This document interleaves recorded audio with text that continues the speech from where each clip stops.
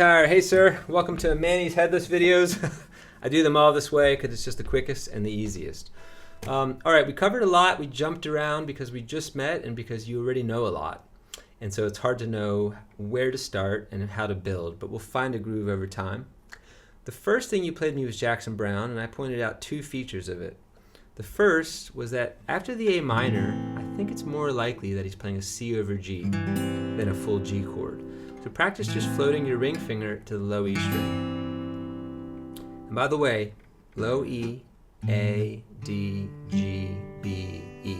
Let's try to memorize those. We didn't talk about this, but if it helps, they're tuned in fourths. So E goes up a fourth. E, F, G, A. A, B, C, D. If you think about the keyboard, it's up fourths.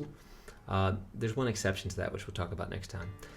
Also, counterintuitively, this is the sixth string, and the high E is the first. So you're doing your walk down.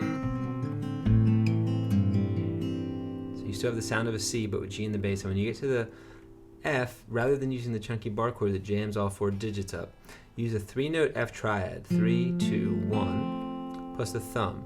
And don't make the mistake of gangling over the edge. You just want to curve over the tiny little bit. You don't need much pressure. That's why people with small hands, Beth, you and I can do this no problem. So,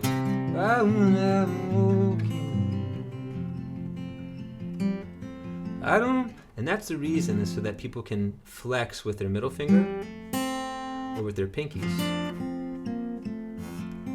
So rather than working on that move, which is a little bit cumbersome, just take this chord, get a little strum pattern or finger picking pattern, move it up. G. Keep going up. A. And you want to use the minimum amount of thumb that you need. Now practice getting your pinky on the B string, which is the second string. Try it on the G string, which makes a sus4. You try it on the first string, which adds a ninth.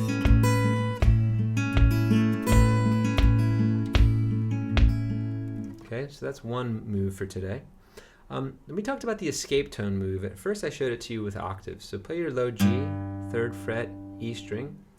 You skip a string and go up 2 frets. And that's an octave shape. And this holds for the next string pair, but then it expands for the final two. This is a good way for guitar players to find notes, since it's very hard to see them, unlike the piano. So we're going to practice letting that octave escape. Major 7, minor 7, intervals. And then you want to try to do that in the context of a chord. So with the G minor, it's very easy. It's called a G minor major 7. It's a very mouthy name, but a simple chord. Harrison does that on the A. Don't want to leave you now. I know I believe it high. You can do it with a major. We didn't talk about this, but it's harder because the major 7 is more of a jazz voicing. So skip that for now with the E form chord, but then go up to the A form and do the same thing. So this is C major. I never played this way, but if it works for you, by all means. And then C major 7. This is a sweet chord. It's got to be in your wheelhouse. And then a C dominant 7. You go back to C major 7. This gets a lot of play in popular music. In the song Something, he actually does that with an open C. Into a C7. So it's worth doing it there too, just to learn it. Now let's go back to C minor and at least try this once. C minor major 7. Very convoluted fingering, but good exercise. C minor. Maybe don't spend a ton of time with that particular one, but in open position these are all great too, so that's part of the lesson today. D, D major 7, D dominant 7, D6. And repeat that for D minor. Very easy now. D minor 6, open B string.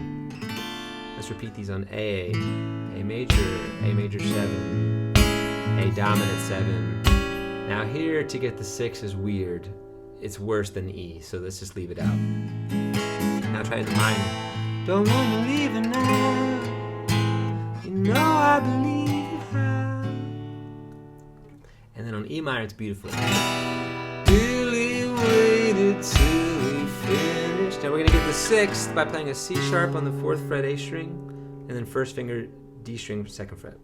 Still 6 strings. That's an E minor 6. So it's E minor major 7, E minor 7, E minor 6. And it's an A walk down. A minor over G. Bass is on the bottom with a slash chord. Always, when you see the fraction, bass on bottom. So that D7 over F sharp. That's a fancy chord, which is just an A minor, and your finger shifts up to the low E. But it's usually part of a walk down, so you're not usually coming from A minor. Don't hear a single scat. Wait, I don't know the chord. It's G to F. Was limited.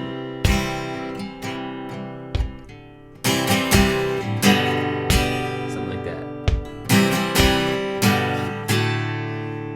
Okay, let's move along. We also talked about the minor 7 flat 5 because of your vision. I love that story, by the way. Here's a B minor 7 flat 5. 2, 3, 2, 3. Super comfortable. One of every guitar player's favorite jazz chords because it's very playable. But I gave you a little phrase that you could work as a songwriter, which is a 2-5-1 to E7 and an A minor or A minor 7.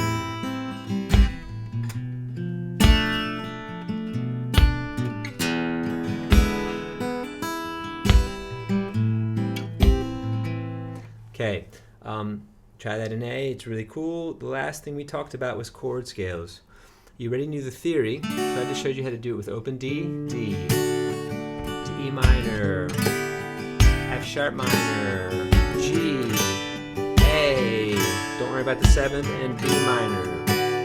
I'm pedaling the open D, which just means repeating it incessantly for each chord. You don't have to do it this way. It's just kind of a cool sound when you're writing. Now I'm going to repeat this with A, B minor. These are triads technically, but the open strings gives them different color. There's my 6, 5, 4, 3, 2, 1. Of course, you don't have to do it linear. You can leap up to the 4. 1, 4, 5, 4. Lots of famous examples of that. The most famous is wait, I'm losing it.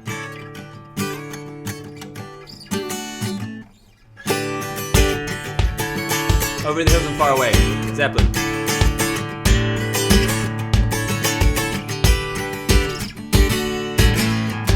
Whatever they do next. I don't know if you're a Paul Simon fan, but I've always loved This is a story of how we begin to remember. I think it's something like this. Anyways, I digress. Okay, bud. That's the majority of what we covered. Hopefully some of this clicks into place, and practice some of it. If not, practice whatever you dig. See you, bud.